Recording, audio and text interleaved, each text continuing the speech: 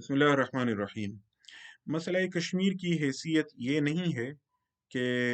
ये पाकिस्तान और भारत के दरमियान कोई सरहदी तनाज़ा है, बल्कि असल हकीकत यह है कानूनी नुक्ता नज़र से कि ये नाजायज़ कब्ज़े के तसलसल का मामला है। वो कब्ज़ा जो 1947 में इस रियासत पर रियासत जम्मू और कश्मीर पर किया गया था, 2023 में भी वो कब्ज़ा बरकरार है और बैनुल-अक़वामी क़ानून की रूह से जब तक कब्ज़ा बरकरार है तब तक हालत जंग बरकरार होती है, चाहे उस कब्ज़े के ख़िलाफ़ कोई मुज़ाहमत बिल्कुल भी ना हो। इसके बावजूद जब तक कब्ज़ा बरकरार है तो हालत जंग बरकरार होती है और काबिज़ ताकत को जल्द या बदेर मकबूजा इलाका खाली करना पड़ता है। इसलिए ये यूं कहें कि गैर कानूनी गासिबाना कब्ज़े का तसलसल है और जिसके ख़िलाफ़ कश्मीर के लोग, मकबूजा इलाके के लोग ये हक़ रखते हैं कि वो उसके ख़िलाफ़ मुज़ाहमत करें। वो हक़ खुद इरादियत रखते हैं और वो अपनी किस्मत का फ़ैसला खुद करने का उनको हक़ हासिल है। ये इस मसले की असल नोयत है। 1947 में जब अंग्रेज़ यहाँ से भाग रहे थे, फरार इख्तियार कर रहे थे, जिसको स्टैनले वॉलपर्ट जैसे ऑथर्स ने शेमफुल फ्लाइट का नाम दिया है। तो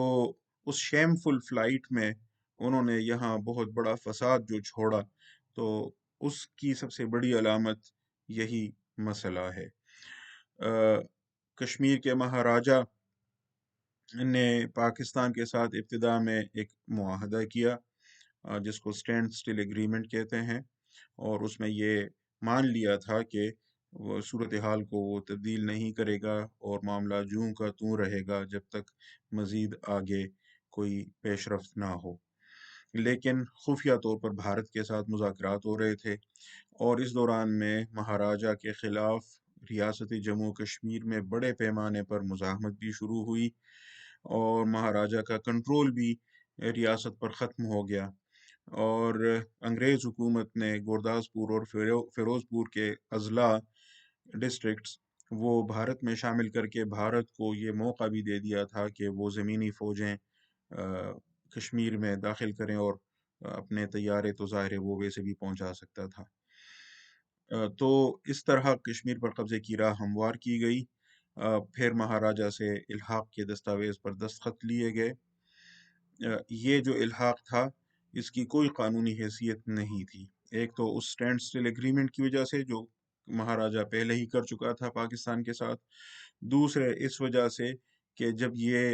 इल्हाक़ की दस्तावेज़ पर वो दस्तखत कर रहा था उस वक्त वो कश्मीर पर अपना कंट्रोल खो बैठा था।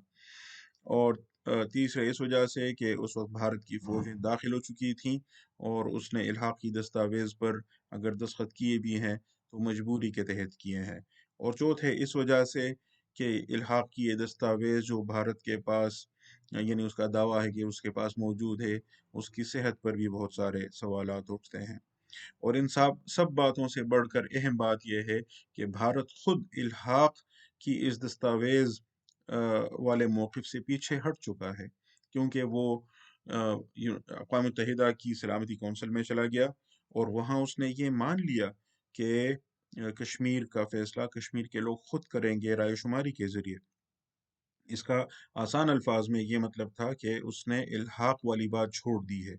वरना अगर उसका मौक़िफ़ ये था कि कश्मीर का इल्हाक़ उसके साथ हो चुका है तो फिर राय शुमारी की बात का क्या मतलब?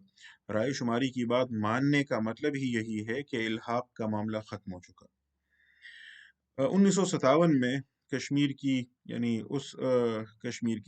के उस हिस्से की जो भारत के कब्ज़े में है, वहाँ की असम्बली से उसने करारदाद भी मंजूर करवाई इल्हाक़ की। ये भी एक तरह का एतराफ़ था कि वो जो पहली वाली इल्हाक़ की दस्तावेज़ थी, उसकी कोई हैसियत नहीं है।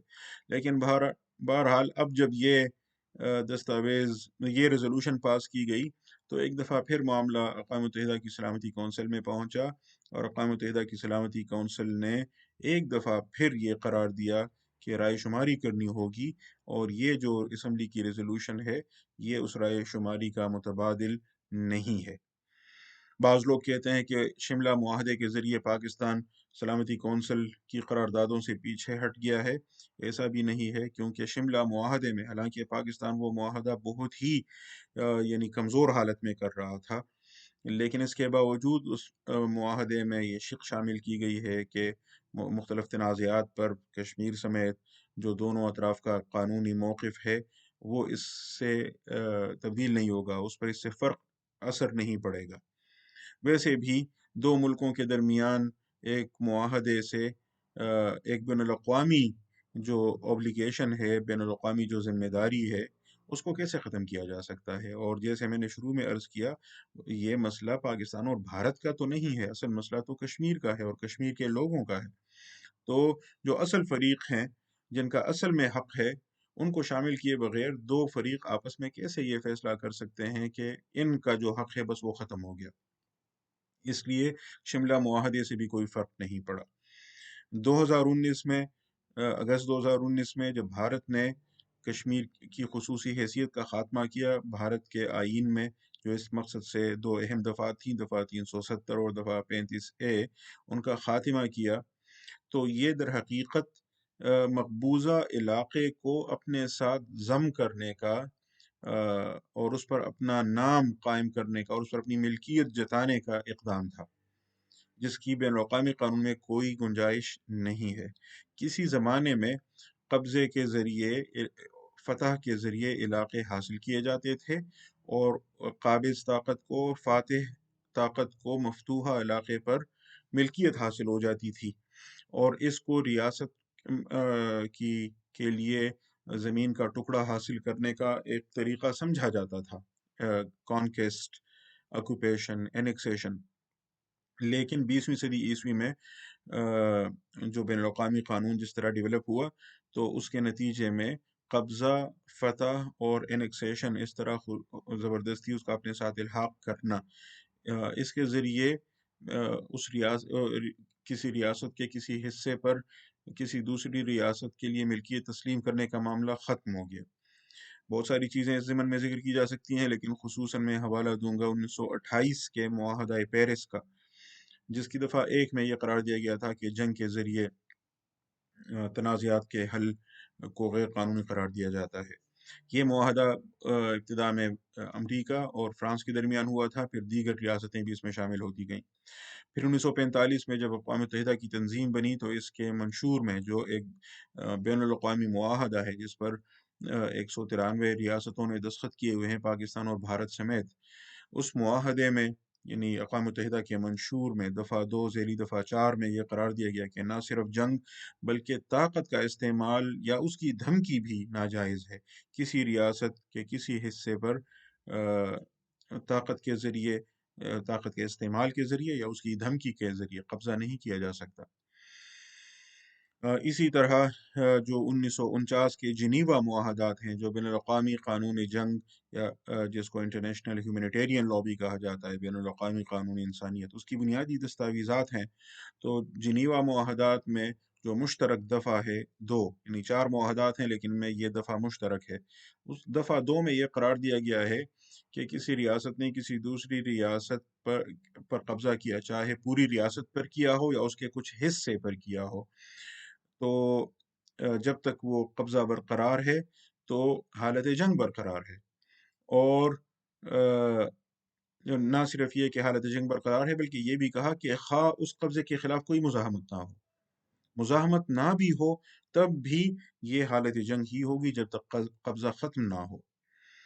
کشمیر کے معاملے میں تو یہ ہوا کہ کچھ حصہ کشمیر کے لوگوں نے خود اپنی جدوجہد سے آزاد کروا لیا، جو اب پاکستان کے زیر انتظام ہے، جس کو گلگت بلتستان کہا جاتا ہے، اور کچھ حصہ وہ ہے جس میں کشمیریوں نے آزادی کی جنگ لڑی اور پاکستان سے قبائل نے ان کی مدد کی اور وہ حصہ چھڑا لیا، جس کو اب آزاد جموں و کشمیر کہا جاتا ہے۔ یہ دونوں علاقے پاکستان کے زیر انتظام ہیں، باقی ریاست جموں و کشمیر کا حصہ بھارت کے پاس ہے، کچھ حصہ چین کے پاس بھی ہے، وہ ایک الگ داستان ہے۔ تو بہرحال صورتحال یہ ہے کہ یہ جو آزاد حکومت ریاست جموں و کشمیر قائم کی گئی، تو یہ اس مقصد کے لیے قائم کی گئی تھی کہ یہ کشمیر کے باقی مقبوضہ علاقے کو چھڑانے کی کوشش کرے گی۔ پاکستان اس کو سپورٹ کرے گا، اسی طرح جیسے دوسری جنگ عظیم میں فرانس پر جرمنی نے قبضہ کر لیا تو فرانس کی جلا وطن حکومت قائم کی گئی اور اتحادی افواج نے اس جلا وطن حکومت کی مدد کی اور فرانس کو چھڑا لیا۔ اس کی اور بھی کئی مثالیں دی جا سکتی ہیں۔ تو صورتحال یہ تھی کہ کشمیریوں کا مسئلہ ہے، پاکستان ان کی مدد کر رہا ہے، کشمیریوں نے کچھ حصہ چھڑا لیا ہے، اور جو آزاد جموں کشمیر ہے یہ آزادی کا بیس کیمپ ہے، اور جو جموں کشمیر کی یہ جو آزاد حکومت ہے تو یہ اس مقدمے کو آگے بڑھائے گی، اس تنازع پر دنیا کو آگاہ کرے گی اور پاکستان ان کو سپورٹ کرے گا۔ یہ اس کی قانونی حیثیت ہے۔ بہرحال 2019 میں بھارت میں